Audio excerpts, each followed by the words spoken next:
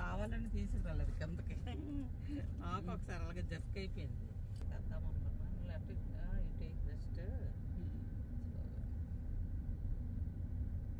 ఇవాళకి 10 days అయినా 10 days.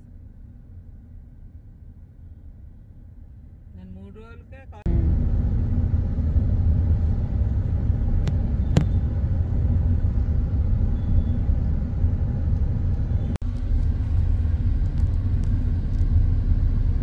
ఇట్లా ఎరబోసుకొని కొంటామా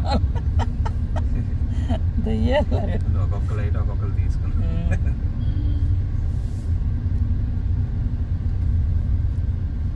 చూస్తూనే ఉంటారు కదా, చూస్తే 1,000 మిలియన్లు ఎట్లా కొట్లా అయ్యారు అనుకోండి, 10,000 సబ్స్క్రైబర్లు. ఇంకంతే కదా మనం ఇక్కడి నుంచా, వైజాగ్ నుంచా? ముందు బయటకు వెళ్ళిపోరు బాబు. ఇదిగో ఇక్కడే ఫ్లాగ్స్ ఇవన్నీ దాని మీద ఏదో అడ్వర్టైజ్ చేస్తున్నారు. ఆ బండి ఎక్కడ తిరుగుతుంది నాకు తెలుసు, ఆ మోడీజీ. అందరూ ఇండియన్ ఫ్లాగ్స్ పట్టుకున్నారు.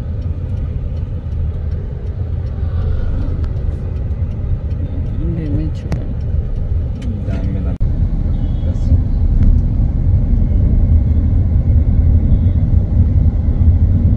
4కి రెడీగా ఉండు. నేను కాలేజ్ నుండి వస్తాను కదా, 4:30 అయితే నీకు అన్ని పగలు వస్తుంది, అన్ని చూసుకొని వెళ్ళాలి. నీకు అవి నచ్చా? వెరైటీ ఉంది.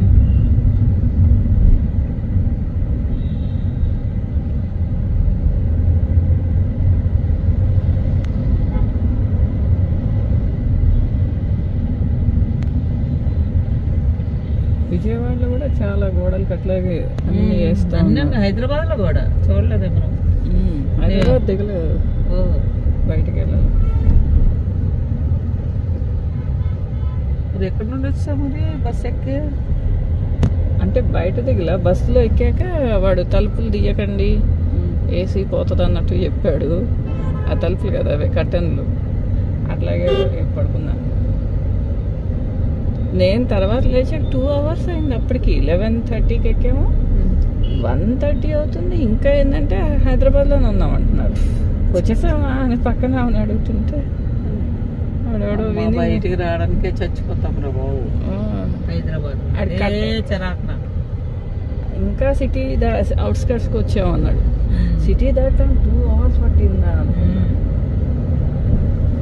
ఏంటి తెలుసా, చక్కగా ఎయిర్పోర్ట్ నుండి ఆ బ్రిడ్జ్ ఎక్కుతామా, నీలం సంజీవుడు ఎక్కిన తర్వాత డౌన్ తర్వాత 1/2 గంటలో వెళ్ళిపోతాం ఇంటికి. అందుకే ఐ ప్రిఫర్ ఫ్లైట్. ఎక్కువ ఉంటే అక్కడ వెళ్ళను, వేస్ట్. 3 లోపు ఉంటేనే వెళ్తా, ఎందుకంటే 5 అయిపోద్ది ఇటు. అక్కడ నుండి 1500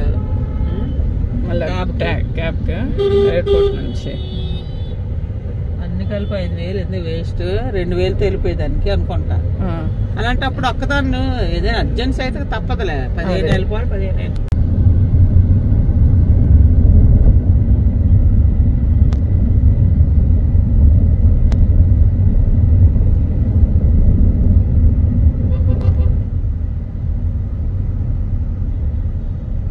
ఫుడ్ ఎక్స్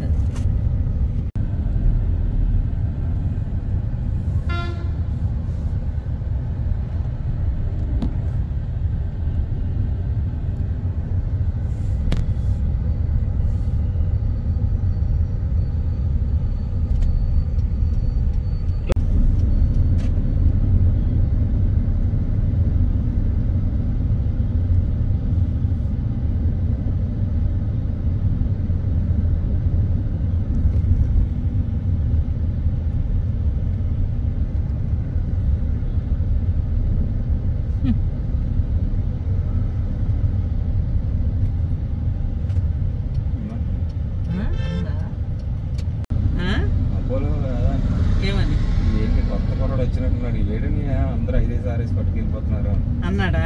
అదే కదా కరెక్టే, చాలా బాగా పని చేస్తుంది.